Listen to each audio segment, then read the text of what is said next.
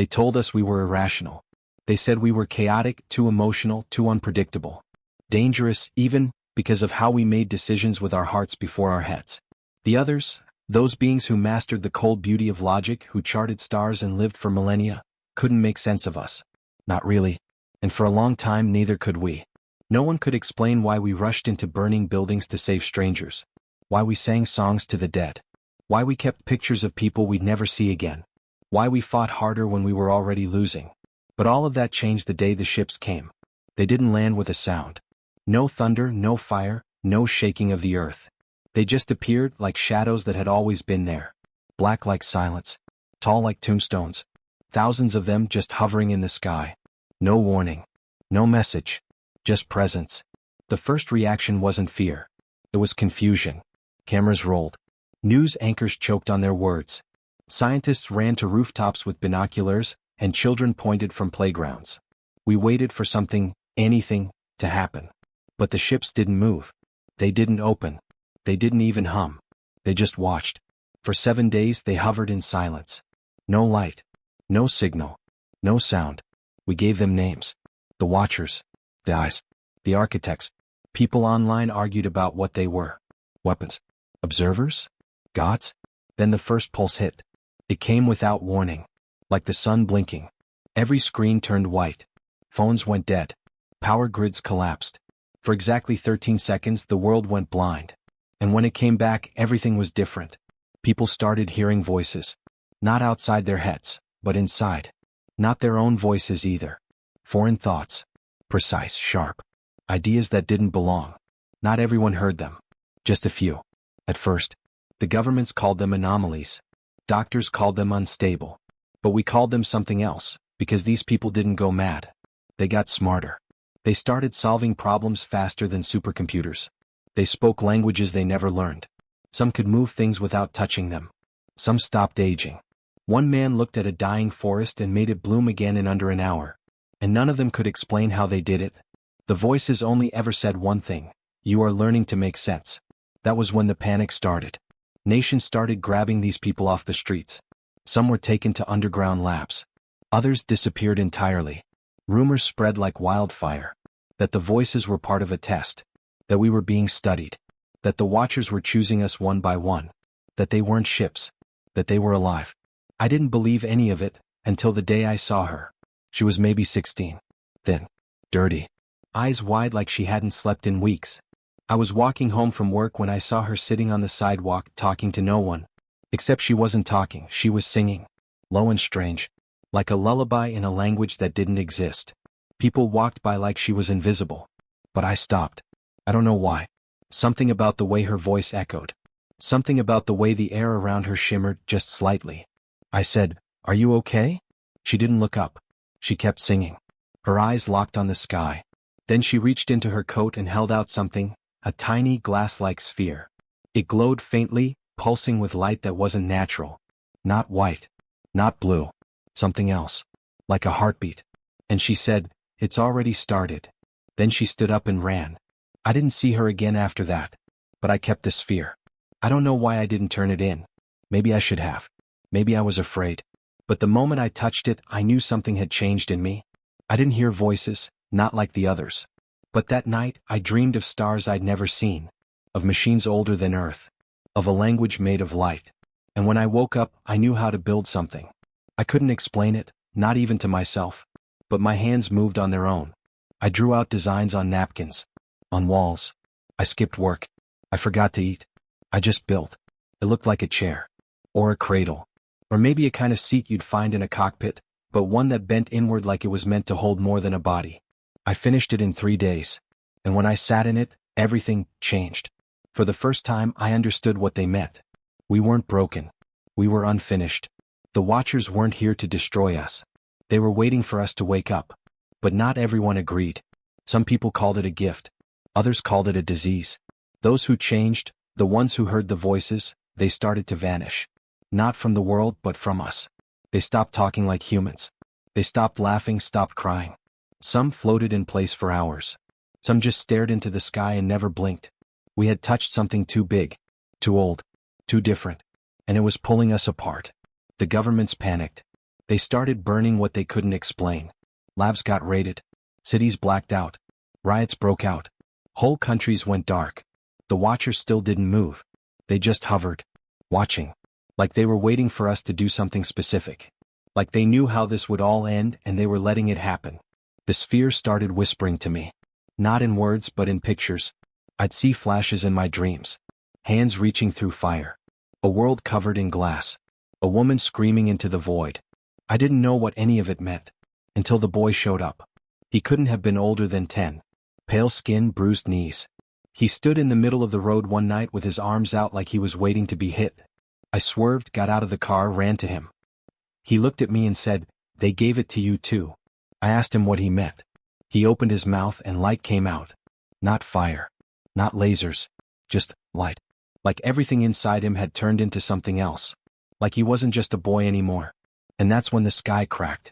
It didn't fall. It didn't explode. It cracked. Like a mirror. One long, jagged line from horizon to horizon. Everyone saw it. Planes fell. Birds scattered. Ocean shifted. The earth held its breath.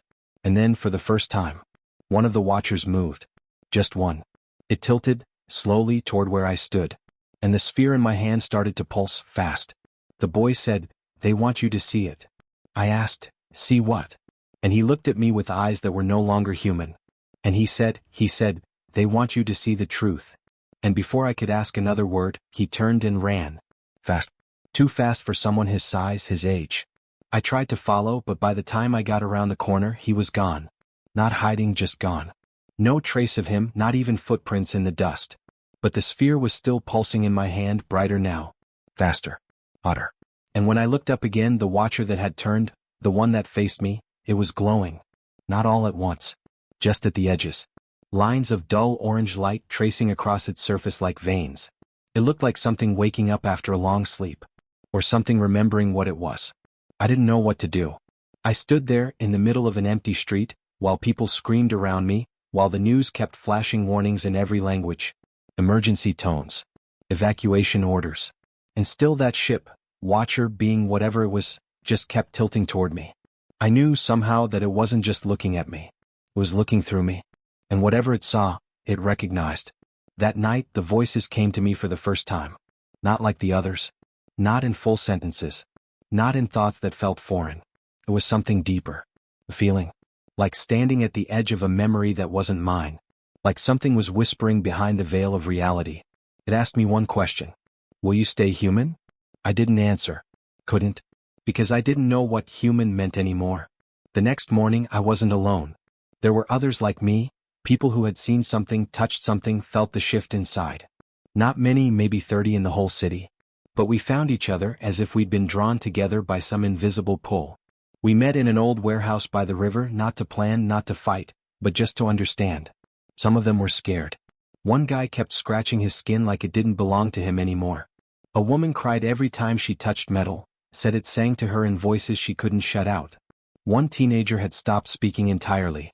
He just stared at a wall where he'd drawn a perfect star map, of a sky no telescope had ever seen. We didn't know what was happening to us. Only that we weren't alone.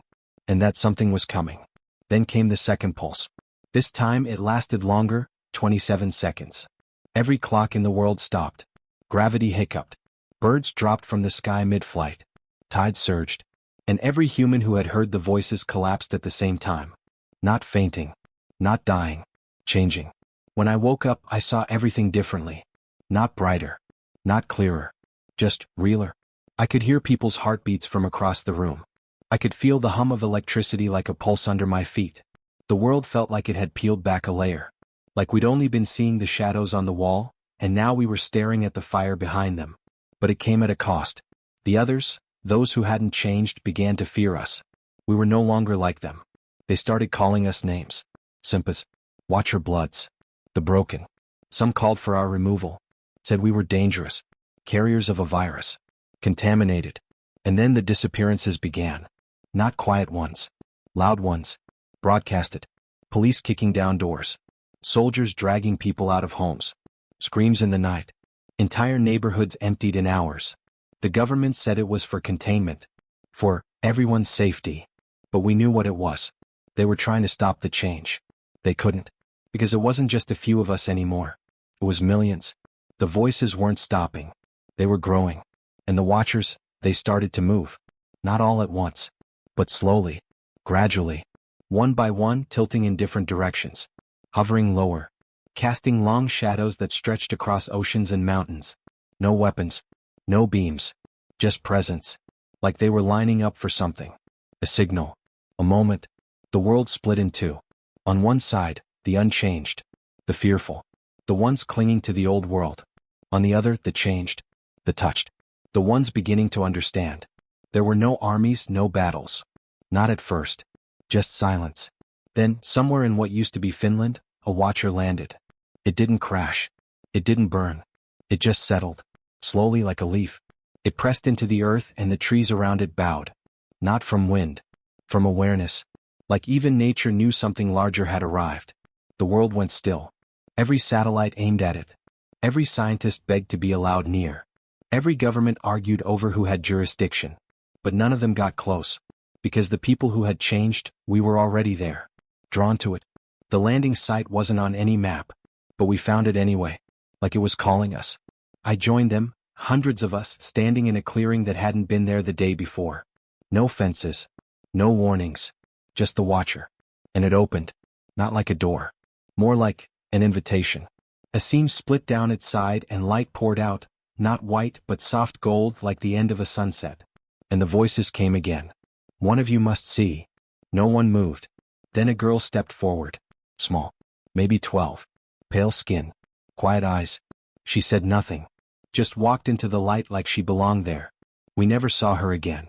But the next day we all changed again. Faster this time. We didn't need sleep. Our wounds healed in minutes. We could hear the watchers breathing. We weren't becoming aliens. We were becoming something complete. That's when the first strike happened. An orbital missile. Fired by a rogue faction that believed the watchers were an invasion force. It hit one of the unmoving ships near Africa. It didn't scratch it. But the sky wept. For hours, strange black rain fell across every continent. It didn't burn. Didn't freeze. But wherever it landed, things grew. Moss on metal. Flowers through pavement. Trees taller than skyscrapers overnight. The world didn't know what to do. So it panicked. Again. That night the voices grew louder. And they didn't speak in questions. They spoke in warnings. You are nearing the edge. You will either rise or fall. Some people called it a biological reaction to stress. Others said it was mass hysteria, shared delusions driven by fear and uncertainty. But those of us who had heard the voices, we knew better. The rain wasn't random. It didn't just fall. It chose where to land. And it never landed twice in the same place. Whole deserts bloomed overnight. Barren salt flats turned into glowing meadows. Crops that hadn't grown in decades erupted in strange colors and shapes. Fruits that weren't known to science, plants that hummed quietly under starlight. Some scientists studied them. Others fled. But none of them could explain how a seed could grow in ash, or how a flower could know your name when you touched it. Yeah, that happened. It was in an old village north of what used to be Kiev. I was walking through one of the newly formed forests, trying to find a quiet place, trying to breathe. I found this flower, blue and soft like glass but warm. And the moment I brushed it, I heard my mother's voice. Clear. As if she were standing right behind me. She's been gone for 6 years. I didn't tell anyone about that. Not at first. It felt too personal. Too impossible. But then others started saying the same thing. Flowers whispering secrets, rainwater that made people remember things they never lived. A man claimed he saw his brother's childhood drawn in the frost of a window. Only his brother had died before either of them could walk. None of it made sense. That was the thing about all of this. It didn't make sense, not the way we were taught to expect. No logic, no formulas, no explanations that stuck for more than a day. You thought you had a pattern? It changed the next morning. You thought you found rules? They unraveled while you watched. And yet, there was order in the chaos. Not the kind we understood, but the kind we could feel. The world was shifting not just in form, but in meaning. And wait, in intention. And that terrified the ones in charge. Governments cracked down harder. More curfews. More checkpoints. Whole towns were relocated. In some places, just being one of the touched was enough to disappear. Not arrested. Not tried. Erased. I still remember the day they came for Jonah. He was quiet. Always kind. Kept to himself mostly. helped grow the food for the community. We used to call him the Roots, because he was steady, unshakable. They came at night. Black trucks. No lights. No warnings. He didn't run. He just stood there and asked, "Is it because I'm different?" One of them answered. I'll never forget what he said. "No. It's because you make others different." And then they took him. We never saw him again. But the garden he cared for? It kept growing. Even without water. Even through frost. Even through fire. Some things, it seemed, couldn't be taken away. Others could. My brother changed after that. He'd been touched like me, though his change came slower. He resisted it more. Fought it harder. But the world wore him down. Every loss, every silence, every new rule. One night he told me he didn't want to feel any more. I didn't know what to say. How do you answer that? When everything around you is breaking and rebuilding in ways you can't explain, when even the sky looks different each night, how do you offer comfort? So I just sat with him. We watched the stars change color. They weren't like they used to be. They swirled now. Moved in slow spirals like they were watching us back. Some said they were getting closer. That the sky wasn't up anymore. That space itself was bending toward us. And I believed them. Because every night the air felt heavier. Like the universe was holding its breath. We started hearing stories from other places. From islands where time didn't work the same anymore. From mountains that moved. From oceans that whispered the names of people long dead. A city in what used to be northern China vanished for 3 days, and when it returned, every building was covered in moss, and the people didn't remember ever leaving. They said the Watchers had spoken to them. Not in words, but in dreams. They said they were shown something, not the past, not the future, something beyond both. A version of Earth that had never been broken. A version of humanity that never forgot who they were. I didn't know if it was true, but I wanted it to be. Desperately. And that's how they got to us. Not the Watchers. The humans. The ones who wanted control back. They called it Project Silence. A new global order. One final plan to restore natural law. They told the world that it was for stability. For peace. But we knew what it meant. They wanted to shut the voices out. And they had the tech to try. They built towers, massive ones, across every major continent. Tall black spires made from materials we'd never seen before. They hummed like the inside of a deep tunnel. And when they turned them on, something shifted. The Watchers flinched. Not visibly. Not physically. But we felt it. The connection dimmed. The world got quiet. Too quiet. The air lost its warmth. The colors dulled. Flowers stopped blooming. The dreams stopped coming. And for the first time since this all began, we felt alone again. It was like being unplugged from something bigger. Something beautiful. Like someone had taken a color from the spectrum and you couldn't explain what was missing, only that it was. Some of the touched went mad from the silence. Others just faded. Literally. They turned to dust. No explanation. One moment laughing. The next gone. Ash on the wind. We begged them to shut the towers down. They didn't. They said it was for our own good. That's when the girl came back. The one who had entered the Watcher. She looked the same, at first. But she wasn't.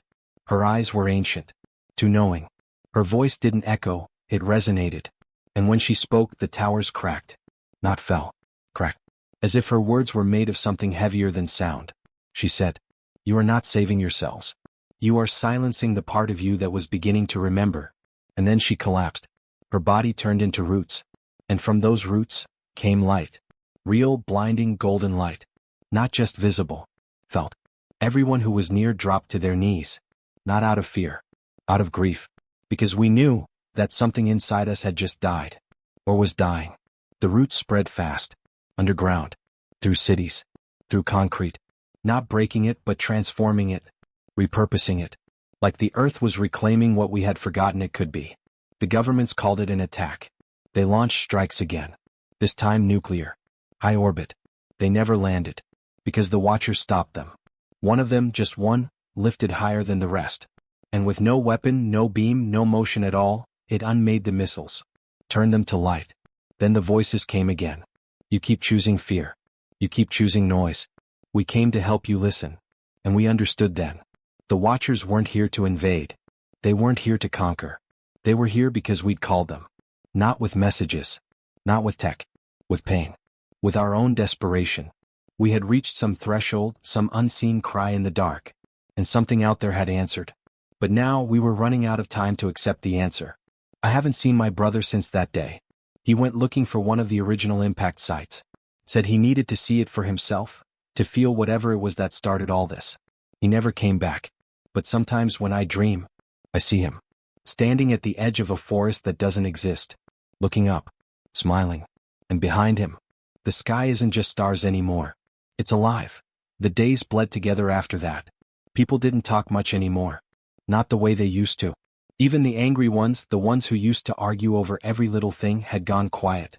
It wasn't peace. It was waiting. The kind of waiting that wraps around your ribs and doesn't let go. The kind that makes food taste like ash and dreams feel like lies. We knew something was coming. We just didn't know what shape it would take. There were those who tried to keep order, self-made councils, old military units, survivor groups that acted like new governments. Some of them meant well. Most of them didn't. They didn't understand what was happening, and when people don't understand something, they try to own it. Or destroy it. One of the groups moved into the valley near what used to be a hydroelectric dam. They called themselves the Restoration, said they were going to bring humanity back to how it was meant to be.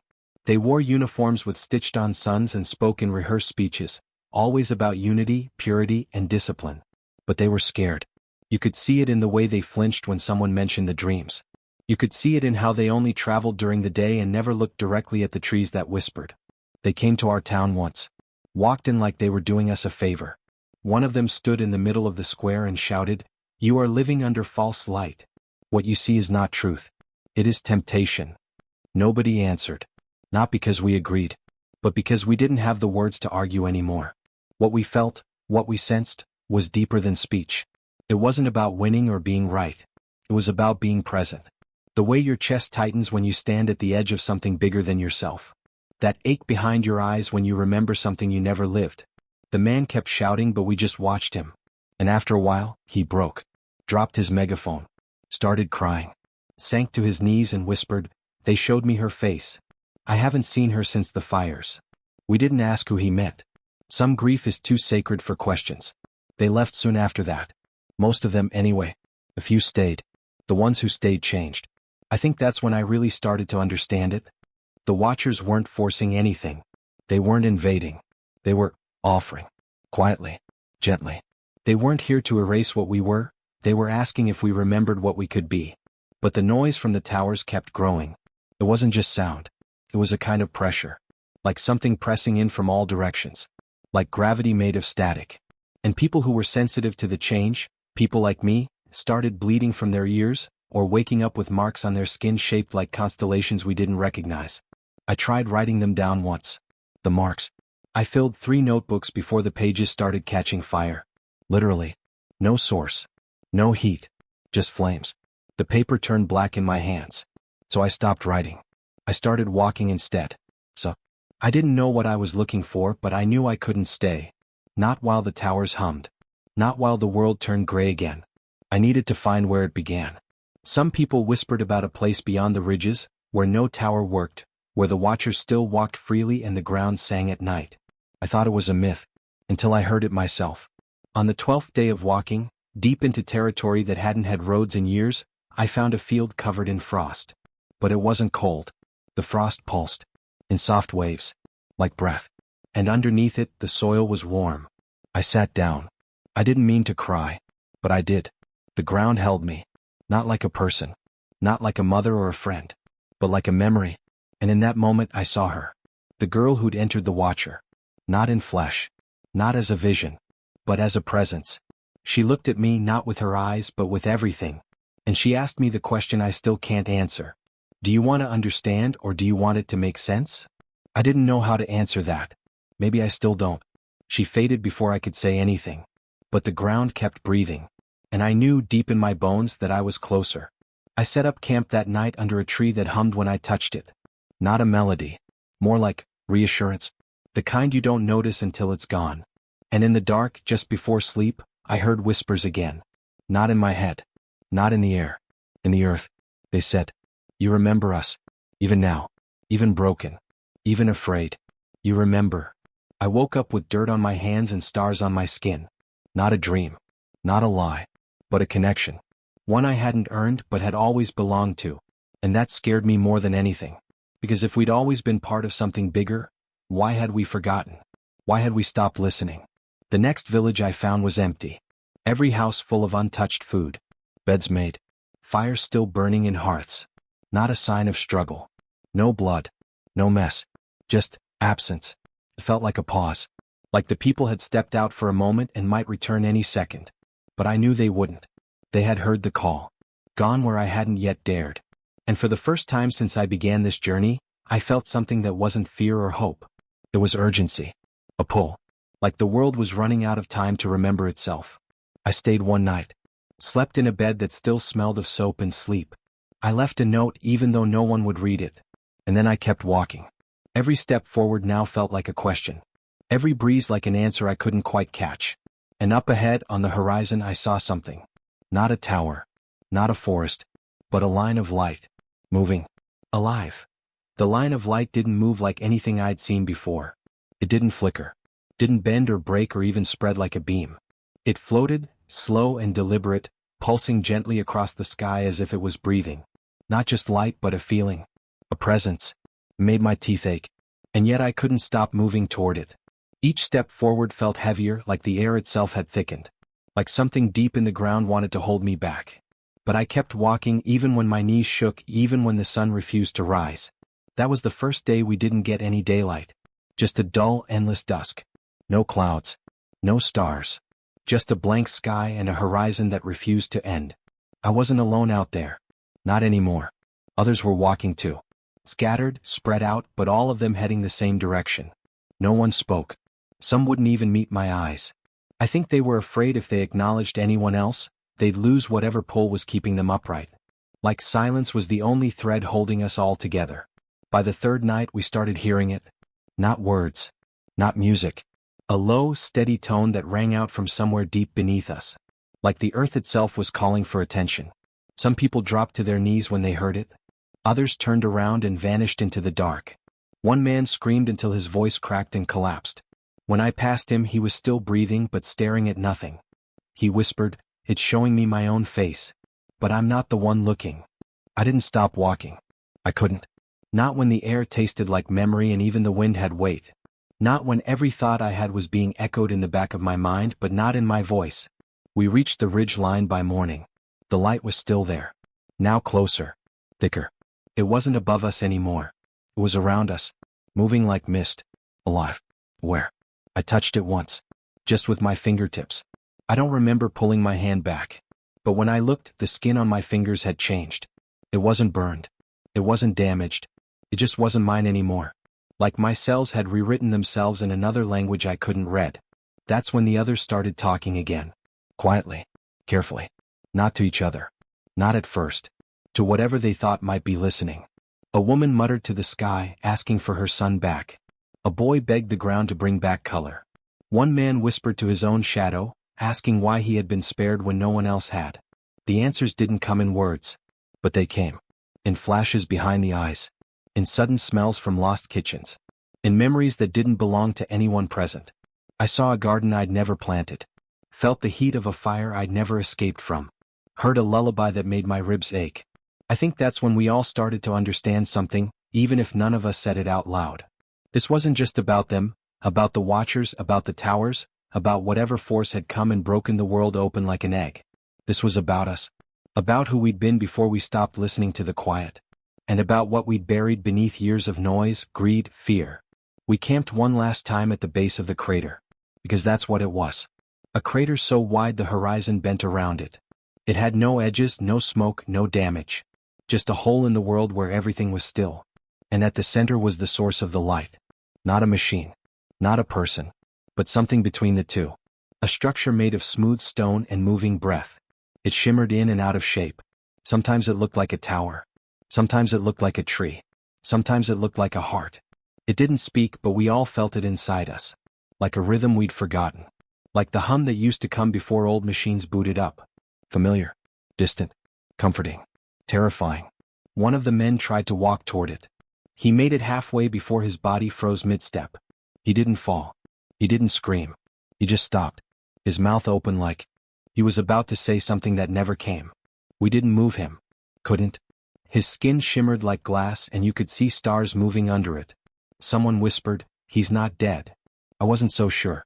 But I wasn't sure he was alive either. And still the light pulsed. Calling. Pulling. More people began to step forward. One by one they left behind everything they carried. Packs, clothes, names. One woman laid her wedding ring in the grass before she went. She kissed it like a child's forehead and walked toward the structure without looking back. No one ever came back from the light. Not yet. But none of us ran. Even though everything in us screamed that this was the edge. Even though the air now crackled like it was full of thunder with no storm. We waited. Because some part of us knew. The line was about to be crossed. Whatever was on the other side, it wasn't just alien. It wasn't just cosmic. It was true. A truth bigger than language. Bigger than history. And if we stepped into it, we might never come back as ourselves. That was the fear. That was the cost. But what terrified me most wasn't the change. It was the possibility that this was what we'd always been meant to become. And we'd simply forgotten. We were no longer asking if this made sense. We were being asked if we were ready to feel it. Together. Completely. And the light waited. It happened the moment we stopped waiting. Not out of bravery. Not because we were ready. But because the light moved first. It changed. Instead of pulling us in, it pushed outward. The shimmer spilled across the crater floor like water breaking free of glass. It didn't rush. It flowed. Calm. Steady. But deliberate. Like it had made a decision. One we weren't part of. People panicked, but silently. No screaming. No running. Just movement. Backward. Uncertain. The structure pulsed once.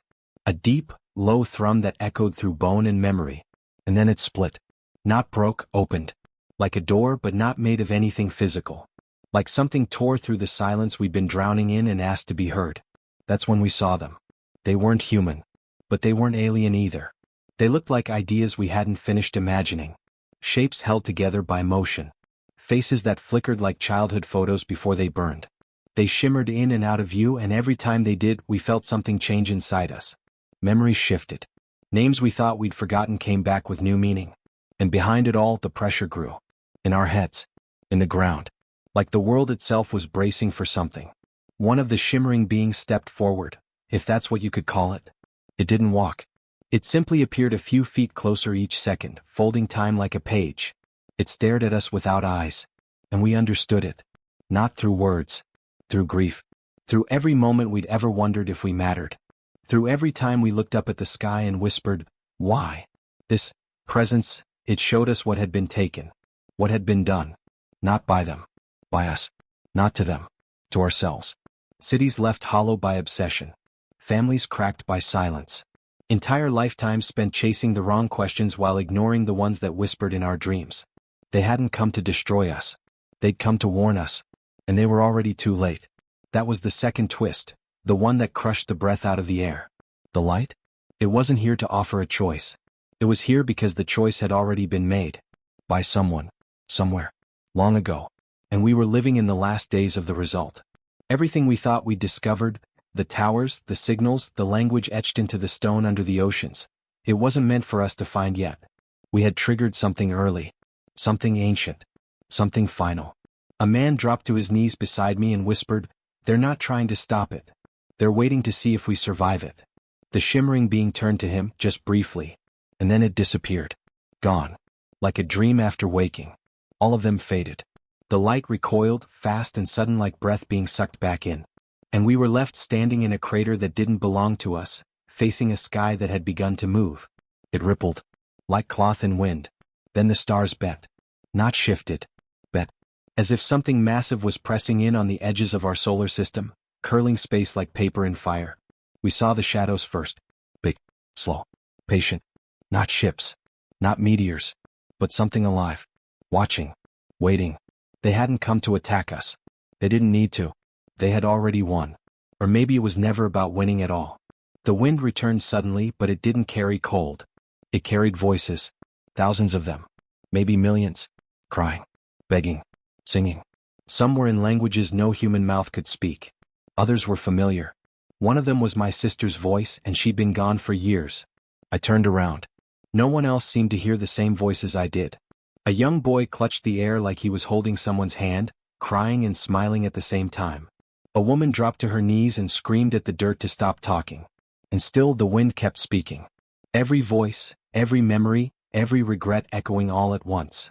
This wasn't a message. It was a mirror. They were showing us what we'd buried. And then something rose from the center of the crater. Not the structure. Not another being. But a shape that looked terrifyingly familiar. A human form. Perfect. Ageless. Featureless.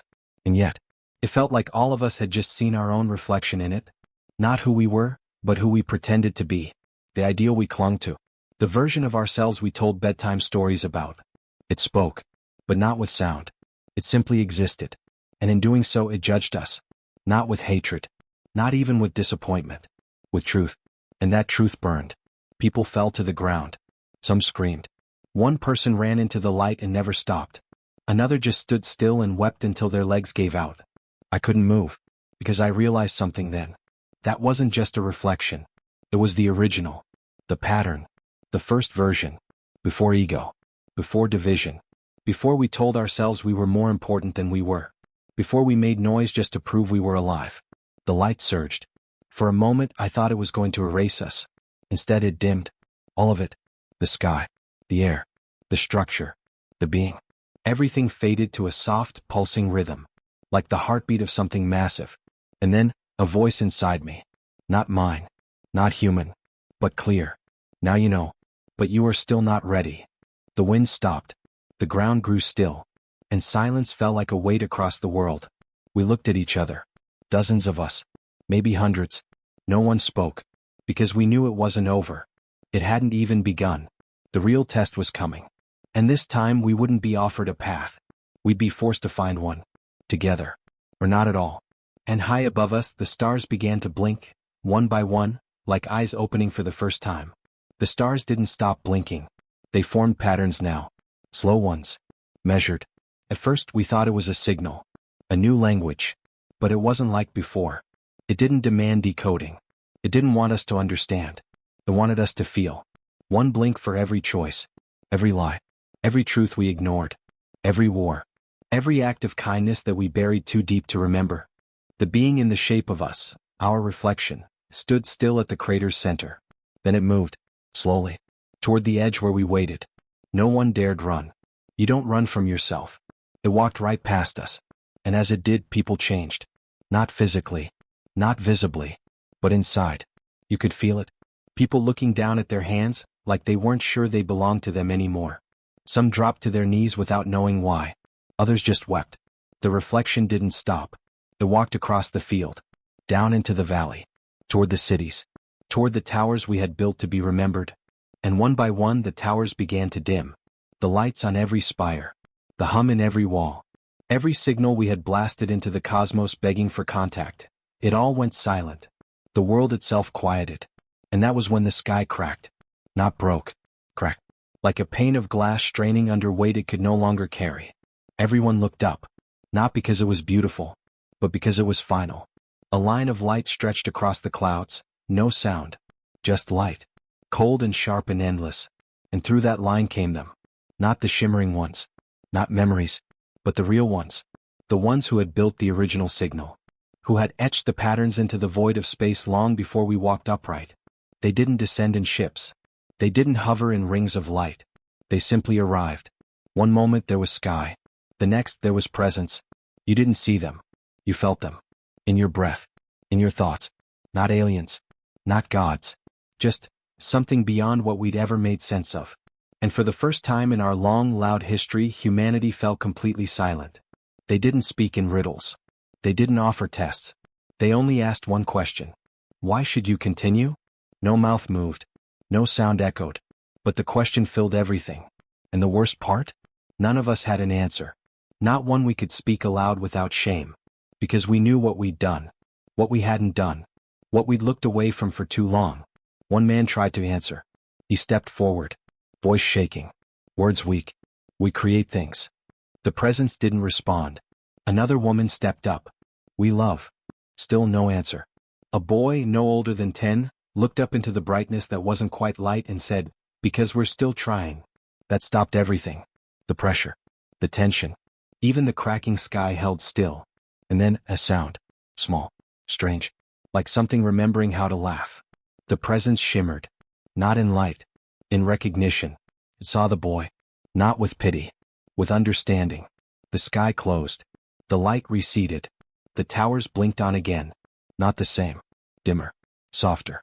Like they were listening now instead of shouting. And then the presence gave us back something we didn't expect. Time.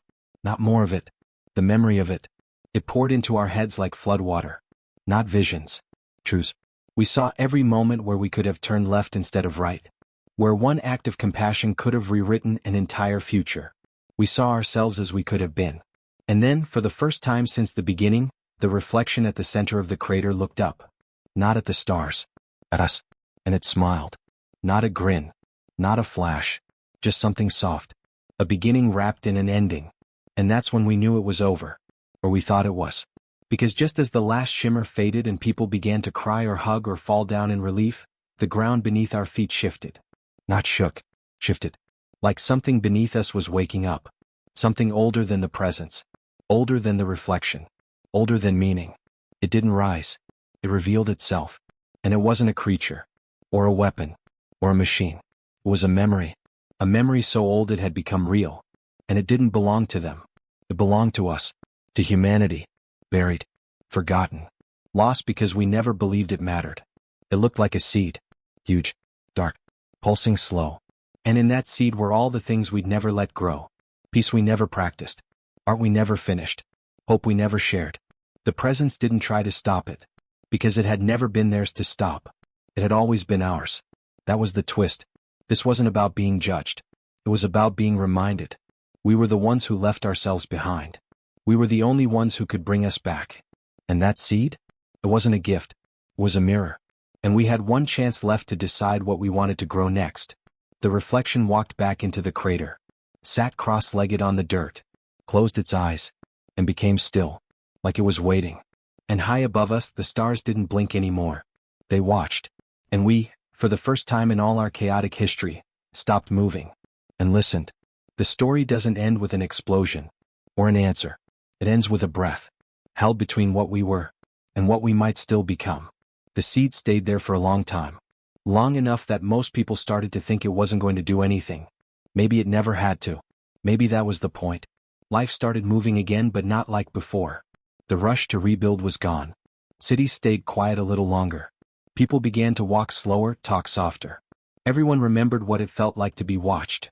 Not in fear but in reflection. The boy who spoke to the presence was never seen again. Some said his family took him far away. Others believed he had become part of the seed, part of that truth buried deep in all of us. Nobody really knew. But when people passed by the crater, they sometimes left things behind. A drawing, a song, a small toy. Little pieces of themselves. As for the reflection, it never moved again. Not even when storms rolled over the hills, not even when snow buried its knees. It just stayed there, eyes closed, a statue of who we were and who we could still be. Scientists came. Philosophers. People who thought they could solve it or name it or lock it in a box. But none of them could explain what had happened. Because the truth was, it hadn't happened to us. We were the happening. The memory that awoke beneath the earth started to grow, not in size but in reach. Dreams began to change. People dreamed of things they never saw before, of cities made of singing stone, of skies full of voices, of hands reaching out without fear. And then, slowly, something else changed. Arguments ended before they turned bitter. Strangers offered kindness without needing a reason. Not always. Not perfectly. But enough to notice. The signal towers that once screamed into the stars fell silent. Not from failure but from choice. We stopped asking to be found. Because maybe we didn't need to be. Maybe we were never lost. That part confused a lot of people. The idea that the presence, the shimmering beings, even the great watching stars hadn't come to save us. They came to remind us. And then they left. They left because it wasn't their story to write. It was ours. The governments tried to control the crater. At first. But something about the place made it impossible to fence off. People always found their way back in. And when they did, they didn't vandalize or riot or preach. They sat. They listened. Some cried. Some laughed. Most said nothing at all. And slowly, people stopped asking when things would go back to normal. Because nobody wanted the old normal anymore. Schools changed. They stopped just teaching answers and started teaching questions. Not every child had to grow into a job. Some grew into caretakers. Dreamers. Builders of things we had no words for yet. War didn't vanish overnight. But it changed shape. became harder to justify. Soldiers became something different too. Guardians of peace, of memory, of what it cost to forget who we were. And the seed, the memory buried beneath everything, it started sending roots. Not into the ground but into us. Into music, art. Stories whispered from one person to the next. Not all of them made sense, but somehow they felt true. The reflection remained quiet as always. Until one day it opened its eyes. Just for a moment. No words. No sound. Just a single look. And in that look was a message too big for language. It said, "You're not done yet." Then it closed its eyes again. And we kept going. Not perfectly. Not without mistakes. But with intention. We stopped reaching for the stars as if they held all the answers. We started reaching for each other. And in doing so we found something we hadn't in centuries. Not power. Not dominance. Meaning. Not the kind you can bottle or sell. The kind that lives in small moments. A hand held tight. A child's laughter. A promise kept. There were no more reflections after that. No more sky cracks. But sometimes if you stood very still in the middle of the crater, you could hear something. Not a voice. A heartbeat. Ours. Still trying. Still learning. Still becoming. And maybe that was the greatest message the universe ever gave us. That we never had to be perfect. Just real. Just willing. Just human. The first time humans made sense wasn't when we solved a problem or built a machine or survived something bigger than us. It was when we looked at what we were, truly looked, and chose to become more. Not because we had to, but because we could.